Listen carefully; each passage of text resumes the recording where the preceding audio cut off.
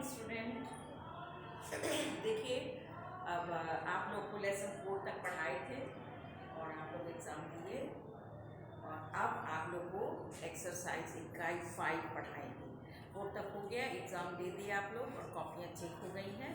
अब आप लोगों को हम पढ़ाएंगे लेसन 5 अनुसंधान पद्धतियाँ। अब देखिए, अनुसंधान पद्धतियाँ में है पद्धति, प्रविधि तथा उपकरण। ठीक, अब देखिए अनुसंधान पद्धति पद्धति का क्या अर्थ है? पद्धति मीन्स क्या होता है? पद्धति अध्ययन की एक व्यवस्थित प्रणाली है। देखिए, हम लोग बोलते हैं ना, कोई काम सिस्टम से करते हैं, पद्धति बना करके करते हैं, तो वही है कि पद्धति अध्ययन की एक व्यवस्थित प्रणाली है जिसके द्वारा किसी तथ्य से संबंधित उपयोग प्राप्त किया जाता है। संबंधित उपयोगी ज्ञान प्राप्त किया जाता है। आई बात समझ में? पद्धति अध्ययन की एक व्यवस्थित प्रणाली है जिसके द्वारा किसी तथ्य से संबंधित उपयोगी ज्ञान प्राप्त किया जाता है। देखिए, आप लोगों का क्लास शुरू हो गया है और आप लोग आकर के क्लास भी ज्वाइन करिए। क्लास में पढ़ने से ज़्यादा अच्छा है, ठीक है?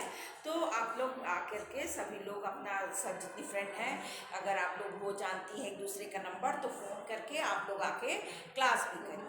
तो देखिए, पद्धति अध्ययन की एक व्यवस्थित प्रणाली है जिसके द्वारा किसी तथ्य से संबंधित उपयोगी ज्ञान प्राप्त किया जाता है। देखिए, सिस्टम से अगर हम काम करते हैं तो वो काम सही होता है और सुव्यवस्थित ढंग से होता है, ठीक है?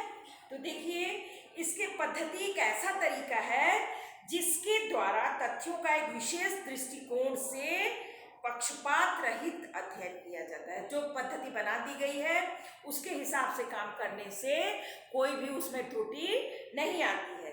किसी विषय का समाजशास्त्रीय अध्ययन करने की अनेक पद्धतियां विकसित हुई हैं, तो जिनकी अलग अलग क्षेत्रों में अपनी विशेष उपयोगिता है।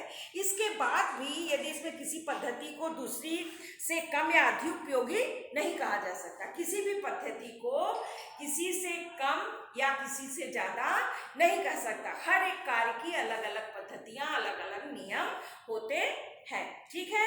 तो देखिए, अनेक समाजशास्त्रियों द्वारा प्रयोग में लाई जाने वाली पद्धतियों का वर्गीकरण करने से के बहुत से तरीके हैं। सबसे सामान्य तरीका मात्रात्मक गुणात्मक पद्धतियों में अंतर करना है। बहुत से संबंधित तथ्य ऐसे होते हैं जिनकी मात्रा अथवा संख्या में के माप से विवेचना की जा सकती है। देखिए, फिर क्या है, अध्ययन पद्धति के वर्गीकरण का एक दूसरा तरीका, इन्हें व्यष्टि और समष्टि 2 भागों में बांटा गया है। पद्धति को 2 भागों में बांटा गया है। कौन कौन से? व्यष्टि और समष्टि।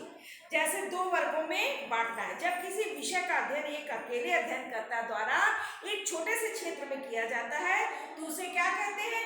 व्यष्टि पद्धति। किसी के द्वारा एक छोटे से क्षेत्र में और कम समय में जो अध्ययन किया जाता है उसको क्या कहते हैं? व्यष्टि पद्धति। और दूसरी ओर, जब किसी बड़े स्तर वाले अध्ययन के लिए अनेक कार्यकर्ता मिलकर एक साथ कार्य करते हैं, तब ऐसे अध्ययन का क्षेत्र बड़ा होने के कारण अध्ययन की समष्टि पद्धतियां काम में लाई जाती हैं।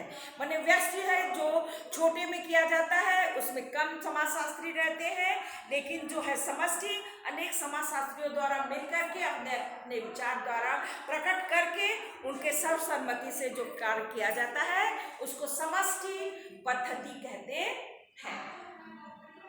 अब देखिए, अध्ययन विषय संबंधित विभिन्न आंकड़ों का तथ्यों की प्रकृति भी एक दूसरे से भिन्न होती है। यदि कुछ घटनाओं का अध्ययन करने के लिए अधिक तथ्यों की आवश्यकता होती है तो ऐसे दस्तावेजों की आवश्यकता होती है जो कि पुस्तकों, कलाकृतियों या संग्रहालयों से प्राप्त होती है। तो इन्हें हम द्वितीयक आंकड़ों की पद्धति कहते हैं। देखिए, जैसे पुस्तकालयों से और क्या बोलते हैं, संग्रहालयों से, कलाकृतियों से जो हम कार्य मिला के पद्धति बना करके कार्य करते हैं उसको हम कहते हैं द्वितीयक आंकड़ों की पद्धति। और इसके विपरीत यदि कोई व्यक्ति अपने अध्ययन से संबंधित तथ्यों या विषयों का अध्ययन करता है या इसे एक दूसरे से मिलजुल कर जो जानकारी लेता है उसको हम बोलते हैं मतलब देखिए, किसी कुछ से पूछ के, किसी से कुछ पूछ करके जो कार्य करता है, जिस पद्धति कार्य होता है, उसको हम अनुमानिक पद्धति कहते हैं, अनुभाविक पद्धति कहते हैं। तात्पर्य यह है कि हम अपने समाज, समुदाय अथवा समूह से संबंधित जिस विषय का अध्ययन करते हैं उसे वैज्ञानिक रूप देने के लिए जरूरी है कि विश्व की प्रकृति के अनुसार ही हम उपयोगी पद्धति का उपयोग करें। ठीक, अब देखिए ऐतिहासिक पद्धति। ऐतिहासिक पद्धति क्या है कि इसके द्वारा क्या होता है कि एक विशेष प्रकार की संबंधित प्रमुख पक्षों की विवेचना कुछ ऐतिहासिक घटनाओं के द्वारा होती है। उदाहरण के लिए मार्क्स ने यह पाया कि आदिम युग से लेकर सामंतवादी युग तक तथा पूंजीवादी युग से लेकर समाजवादी युग तक जब कभी भी उत्पादन की प्रणाली में परिवर्तन हुआ है तब लोगों में आर्थिक संबंधों का, सामाजिक संस्थाओं और वर्ग संरचना में भी परिवर्तन हुए हैं। इस आधार पर उन्होंने यह स्पष्ट किया कि अध्ययन की प्रणाली में होने वाले परिवर्तन ही सामाजिक परिवर्तन का सबसे प्रमुख कारण है। ठीक है।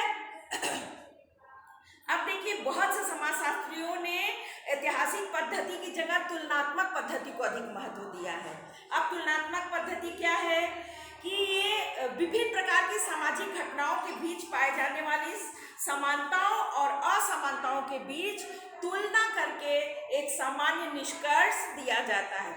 उदाहरण के लिए, यदि हम किसी समाज के कारणों को जानना चाहते हैं तो अलग अलग कारणों की प्रकृति और उनके प्रभाव को अलग अलग श्रेणियों में विभाजित करके उनका वर्गीकरण कर लिया जाता है। इसी वर्गीकरण के आधार पर किन्हीं दो तरह की घटनाओं तथा उनसे संबंधित विभिन्न कारणों और परिणामों की तुलना करके एक सामान्य निष्कर्ष जो निकालना जाता है वो होता है तुलनात्मक पद्धति। फिर क्या है, तीसरा पॉइंट है संरचनात्मक, कार्यात्मक, प्रक्रियात्मक, संरचनात्मक, प्रकार्यात्मक पद्धति। वो क्या है? संरचनात्मक और प्रकार्यात्मक पद्धति का प्रयोग ऐसे किया जाता है कि जब हम किसी समाज की संरचना का निर्माण करने वाली इकाइयों और सामाजिक संरचना में अनेक महत्व को स्पष्ट करना चाहते हैं, परिवार, शिक्षा, धर्म, नातेदारी अथवा पंचायती राज व्यवस्था की संरचना और उनके कार्यों जैसे विषयों को जानने के लिए पद्धति अधिक महत्वपूर्ण मानी जाती है। ठीक है। कल हम आप लोगों को प्रविधि का अर्थ और आज पद्धति बता दिए, कल प्रविधि तथा उपकरण बताएंगे। ठीक है, आज के लिए बस, अब कल बताएंगे। Okay, bye bye. बस और